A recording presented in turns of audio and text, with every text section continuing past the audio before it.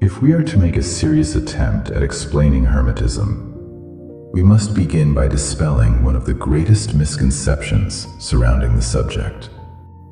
The widely popular book, the Kybalion, is not a classic Hermetic text.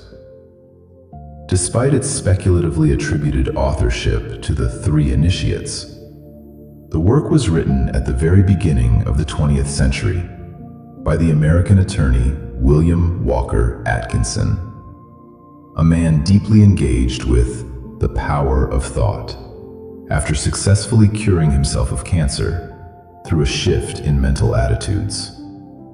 In the Kybalion, Atkinson combines his newly acquired, yet relatively superficial, interest in Hermetism with his long-standing inclination toward Hinduism and a desire to deliver a message in modern language. While it is commendable that he draws attention to this ancient wisdom, his book is essentially not a revived Hermetism, but rather standard popular esotericism. There is nothing inherently wrong with this, yet it is incorrect to label the 7 laws he presents as genuine Hermetic principles.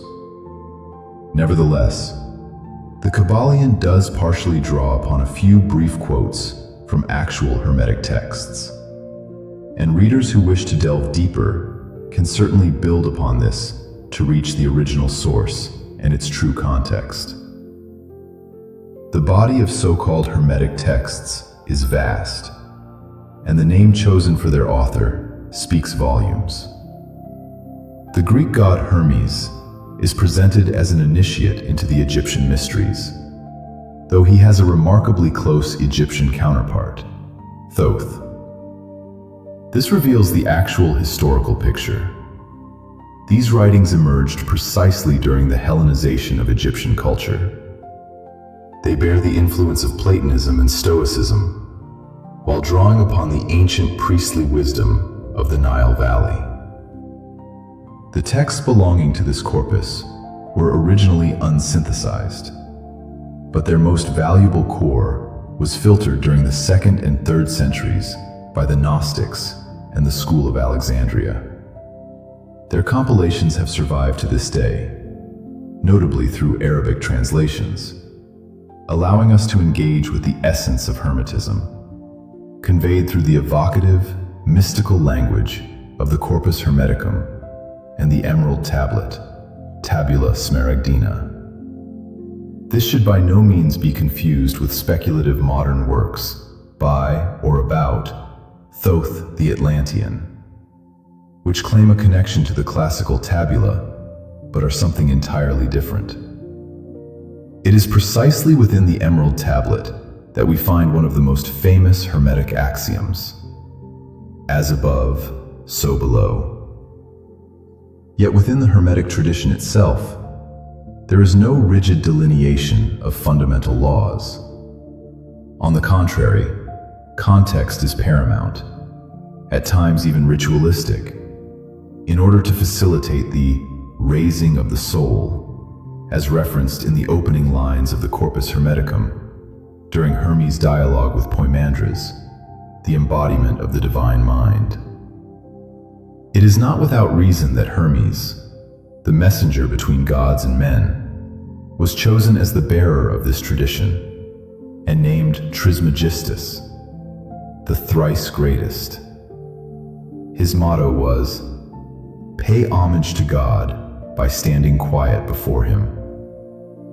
The Bogomils and the Cathars utilized Hermetic texts, and it is no coincidence that they opened their assemblies with the call, "Let us stand quiet before God." The first Latin translation of the Corpus Hermeticum, executed by Marsilio Ficino, which rendered the work accessible and popular throughout Europe, became possible only after a Greek manuscript was handed to him by Bogomil clerics. Although superficial scholars often classify Bogomilism, that precursor to the Renaissance, as dualism and Hermetism as a doctrine of oneness, both ultimately seek union with the Spirit through a similar path. As Hermes states, "And for this reason, Of all nature's creatures, man alone is twofold, mortal in body, yet immortal by virtue of the spiritual seed dwelling within him.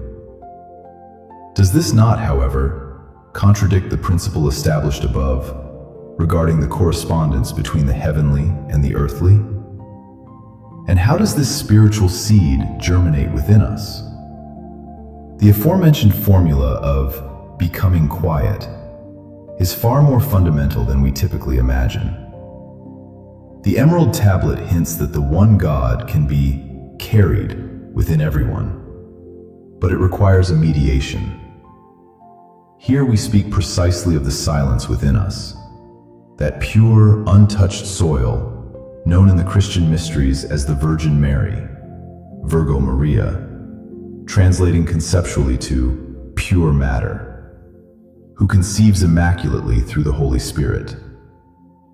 It is in this manner that which is above becomes one with that which is below, to accomplish the miracles of the One, in the words of Hermes. Today, the word hermetic is commonly used to describe something airtight or sealed off. Yet Hermetism offers us the universal key to understanding man and the cosmos, as well as the realization of God within the human being. Despite all the valuable formulations found throughout these texts, a single maxim from another Hermetic work summarizes the entire corpus in a brief stanza: receive all, give all, and thus renew all. This is in fact the formula of life itself, while simultaneously providing the explanation for our own limitations. Man is fixated on his concepts of things and on the idea of his own form. As a consequence, he becomes rigid and gradually unreceptive to the flow of vital currents. Thus, at a certain point, his physical structure must inevitably be broken down.